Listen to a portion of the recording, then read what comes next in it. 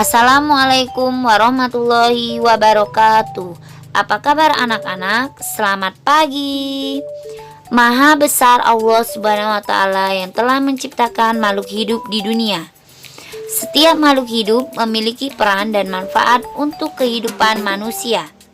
Banyak teknologi yang dikembangkan oleh manusia untuk memenuhi kebutuhan hidup dengan memanfaatkan bakteri dan jamur yang dikenal dengan bioteknologi. Pada video kali ini kita akan belajar tentang bioteknologi dan perkembangannya, materi IPA semester 2. Bioteknologi adalah cabang biologi yang mempelajari pemanfaatan makhluk hidup, bakteri, jamur, virus, dan lain-lain, ataupun produk dari makhluk hidup, enzim, alkohol, antibiotik, asam organik dalam proses produksi untuk menghasilkan barang dan jasa yang dapat digunakan oleh manusia untuk kebutuhan hidupnya.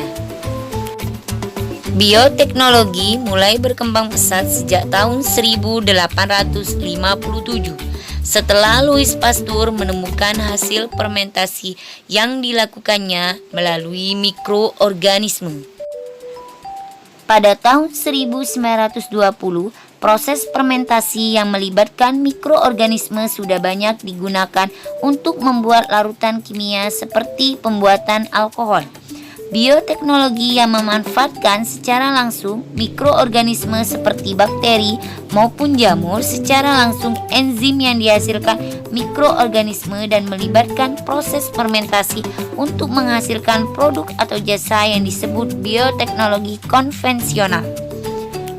Contoh produk bioteknologi konvensional yaitu yogurt, mentega, keju, tapai, tempe, dan roti.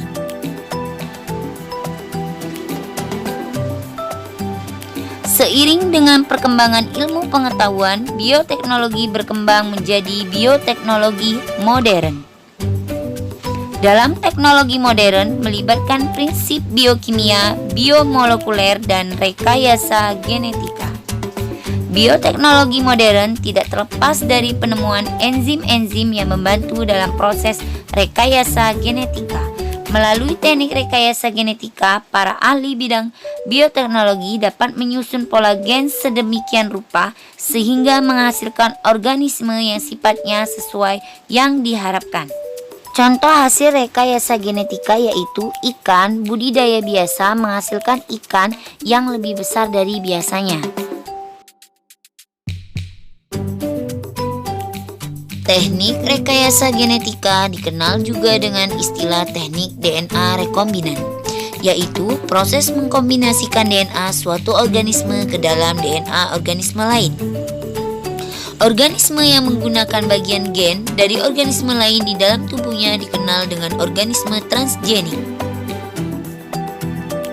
Tumbuhan, hewan, dan bakteri transgenik tidak hanya digunakan untuk keperluan penelitian maupun juga memenuhi kebutuhannya, yaitu bidang medis, bidang pertanian, dan bidang peternakan. Beberapa penerapan bioteknologi dalam kehidupan sehari-hari diantaranya 1. Bioteknologi pangan, 2. Bioteknologi pertanian, 3. Bioteknologi peternakan, bioteknologi kesehatan, bioteknologi lingkungan, dan bioteknologi forensik. Dalam pembahasan ini kita hanya membahas 3 bioteknologi. Yang pertama, bioteknologi pangan. 1. Penerapan bioteknologi dalam bidang pangan. Bioteknologi pangan merupakan fermentasi perubahan enzimatik dari bahan organik, gula, atau lemak oleh mikroorganisme yang menghasilkan produk organik sederhana. Manfaatnya meningkatkan nilai gizi, cita rasa makanan, dan mengawetkan makanan. Contoh yang pertama, susu dirubah menjadi yogurt dengan bantuan bakteri Streptococcus thermophilus. Susu dirubah menjadi keju dengan bantuan bakteri Penicillium roqueforti. 2. Kedelai diubah menjadi tempe dengan bantuan Rhizopus oryzae. Singkong diubah menjadi tape dengan bantuan ragi Saccharomyces cerevisiae. Sari kelapa diubah menjadi nata de coco dengan bantuan bakteri Acetobacter psillinum. 2. Bidang pertanian. Metode ini melibatkan makhluk hidup untuk menghasilkan produk baru yang memiliki kualitas unggul dan tahan terhadap hama sehingga bermanfaat bagi manusia. Beberapa contoh bioteknologi di bidang pertanian. Pertama, hidroponik. Kedua, aeroponik. Ketiga, teknik kultur jaringan. Penanaman hidroponik. Penanaman hidroponik menggunakan air yang ditambah nutrien sebagai sumber makanan. Selain itu, dibutuhkan mineral, cahaya matahari, dan karbon dioksida atau CO2. Di dalam bioteknologi ini menggunakan 3 metode, yaitu metode kultur air, metode kultur pasir, dan metode porus menggunakan media kerikil pecahan batu bata. Apa sih keuntungan hidroponik? Hidroponik dapat dibudidayakan di segala tempat, tidak memerlukan lapangan luas. 3. Bioteknologi peternakan. Selain di bidang pertanian, bioteknologi juga diterapkan dalam bidang peternakan, yaitu dengan dikembangkannya hewan transgenik melalui teknik rekayasa genetika.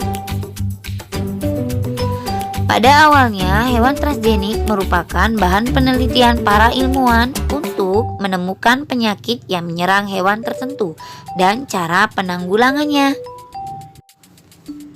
Namun, saat ini ilmuwan telah menggunakan teknik rekayasa genetika untuk berbagai keperluan dalam bidang peternakan.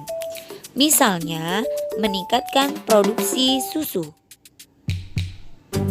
Peningkatan produksi susu dilakukan dengan cara memproduksi hormon bovin somatotropin BST yang kemudian disuntikan pada sapi perah, atau dengan cara membuat sapi perah transgenik yang mampu memproduksi hormon BST lebih banyak. Dengan cara seperti ini, produksi susu dapat meningkat sekitar 8,3 sampai 21,8%. Selain meningkatkan produksi susu, susu yang dihasilkan juga dapat direkayasa sehingga lebih kaya protein dan rendah lemak.